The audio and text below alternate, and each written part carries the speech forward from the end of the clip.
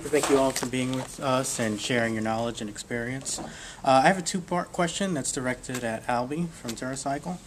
A significant component of the financial sustainability of TerraCycle is that you have an effective supply chain management system via these consumer collection groups. Are there mechanisms in place to source non-recyclable goods from less developed countries and nations?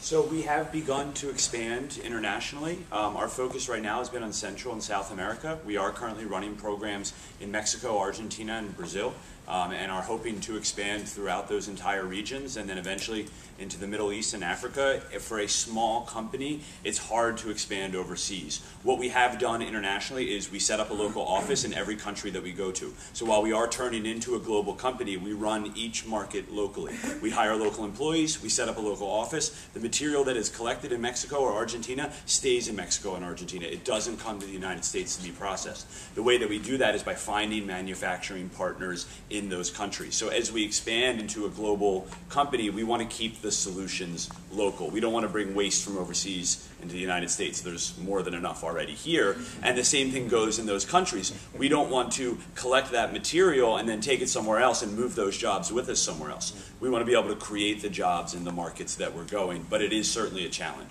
Okay, great. That's a perfect segue into the second part of my question. So given that you want to keep a lot of this activity in these countries, are there mechanisms in place whereby locals can participate in the design and development of the new products that are going to be emerging? So looking at open innovation and open source design is something that we've done a little bit of.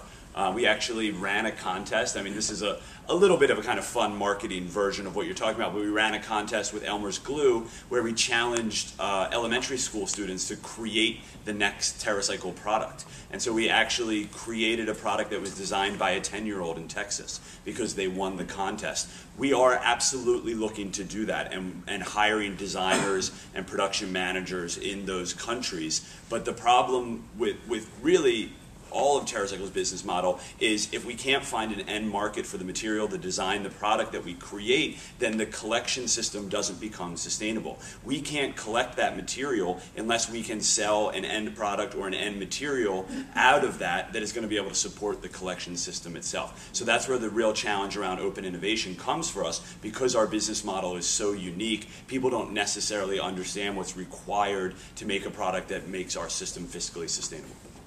You know, the design part is so interesting, and the movie that I saw about Albe's company, it looks like you guys have an awful lot of fun. Yes. At that stage. I mean, do you still have like fights, like pretend fights with whatever material you're trying to figure out what to do with? You know, that was filmed in 2008 and 2009, so we've grown a lot since then, but we still do have a very open office space. Our entire office is made from garbage. Literally, the walls are made from plastic bottles and old vinyl records. Our desks are made from old doors, and we do really open up the challenge. So anyone within we do a lot of open innovation within our company where you don't have to be a product designer to suggest a product idea, or you don't have to be in the marketing department to suggest a new marketing campaign. We are very open about it. Of course, we're also overworked and underpaid, as we've said a little bit, so tensions do rise and boil over from time to time. So I'm going to take it over from the world of business to communication again. So this is for Kimberlee. So we're talking about businesses, organizations within communities, and that's kind of the whole point, is impacting positive social change. That's the whole reason we're here in this room. And so I suppose what I'm asking is, where's the communication gap between these organizations within these communities and the communities around them, which is the gap that you're filling? What's the number one thing that we're missing as far as relating to our communities that you see? I think the main thing is, it seems simple, but just building real relationships with people, and not basing decisions just based on qualitative data, but also looking at native insight and talking to people and doing focus groups and building a community advisory board and really having a real touch in the community. I think with that helps you to inform what your strategy will be, not only your strategy, but your messaging. I'm also a real proponent of using real people in your community to not only inform your strategy, but to be the face of your campaign. because there's, you know, something called peer-to-peer influence that is so underutilized. So I really think that the linchpin, the missing link, is real and authentic relationships in the community. So, and I think that's true for, you know, social endeavors such as what we're talking about, through to, you know, as we talked about Clorox. I mean, if anyone really wants to have a touch and penetrate a community, whether it's an urban market, a multicultural market, or what have you, I think we have to go beyond what traditional marketing says, which is, you know, do a lot of, you know, research and see what the census says, and really get on the ground and talk to people and understand the place, the people, the culture, and all of those nuances that would make your communications more effective. Right behind you. Yes, I am Vashana Hassett. I want to ask a question to all three panelists, and we hear a lot about where you are now and I guess where you're going, which is the successes, and we hardly ever hear about the failures, because that's where the main struggle is for many social entrepreneurs. So the question I have for you is, from each of you, what was one of your memorable failures? And the reason why I say that is because we can either learn from our failures or it can break us and shut down our whole operation. What was the memorable one that propelled you to keep going, or at least strategize a little differently, tweak your business, whatever it is, that one middle meter that needs to change to get you to where you want to be? What was it? Thank you for that question, because that gets at what I said earlier, is I see a lot of pretend innovation, and what you just said I think is part of the remedy to it. But let's get real. It doesn't always work. Please. Well, I'm glad to start. There's really two examples that jump out at me, so I'll touch on them both very quickly. The first was TerraCycle actually failed as a company before it had ever even started. Our original business model was that we were going to be a waste management company. And what we thought was we'll be able to collect organic waste, food waste, paper waste, garden refuse, and other organic matter, feed it to worms, and create this fertilizer, which we would then basically sell off as a byproduct. Our theory was we would have an advantage over the waste managements of the world because they have to purchase and maintain and run landfills. Whereas if we could consume this garbage and literally turn it back into soil and then, you know, sell it at cost to farmers, that could be a successful business model because we would have far less cost than someone like a waste management. Of course, what we didn't realize was the cost or the amount of revenue that you generate by collecting a ton of waste is very minimal, and it takes the worms a long time. So the fertilizer that's created, that compost, was really a byproduct in the original business model, and that literally became the focus of the business model eventually, and we barely survived the transition from we're going to be a waste management company to we're going to be an organic fertilizer company. That was back in 2002. In 2007, we were still just an organic fertilizer company when we were sued by Scott's Miracle-Gro, a $2 billion company. And the lawsuit itself almost put us out of business. And it was literally almost the end of TerraCycle.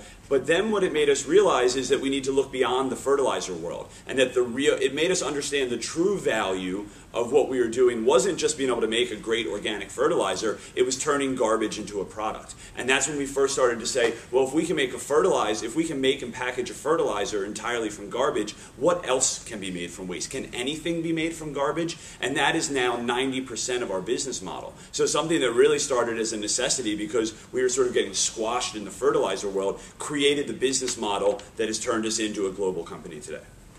I think we're out of time for more answers to that, more questions, unless 1 minute that you each get you want to use that to, if you have any other failures you want to break down. Sure, I could. So you're on your last minute. That's fine. As far as failures are concerned, I don't think you run out of them, right? I mean, I have a situation where we're installing a residential solar array for the customer, and it is by far the most trying experience I've had, where I'm willing to walk away, but my people are telling me not to, and it could generate very bad press. It's one of those nightmare jobs. And not being generating sustainable revenue for the first 2 years is a challenge, right? That's, to me, you're not succeeding yet until you can stand up on your own 2 feet. So it's that need and that desire to go forward every single day. And that's on the solar side. On Eco Veggies, we were approached to get funding by a couple of people, and we didn't have the company organized enough, and we lost those opportunities. So we could have, said, all right, it's not going to happen. But for us, it's like, I refuse to believe that we can't make a living growing food. I refuse to believe that.